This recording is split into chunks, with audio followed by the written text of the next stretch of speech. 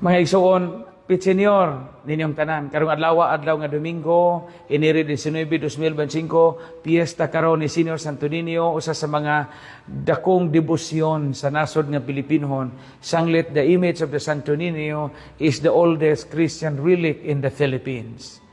Ang special na to nga pulong nga binisaya nga atong makatunan karong adlaw nining Santo Niño Sunday is ang pulong nga Bato Balani. Naman na sa gusto ni Senior Santo Niño. Bato balani sa gugma, sadang tao palangga. Bato balani, sa in English is magnet. Muna'y Bisaya og magnet kanang bato balani. Magnet, kanang mutapot. Kailangan mo magnet. Basta kailangan mo magnet kaysa bato balani.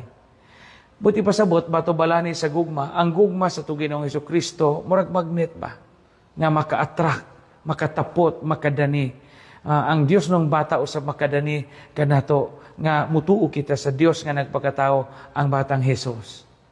Kinahanglan nga sa kanunay mutapot kita sa Ginoo. Kinahanglan nga sa kanunay mutapot kita ni Senior Santo Niño ang Dios nga nagpakatao ug mipakita kanato sa bayhon sa usa ka bata. Bato balani, magnet. Ilha og sayri ang karaang pulong. Cebuano Binisaya.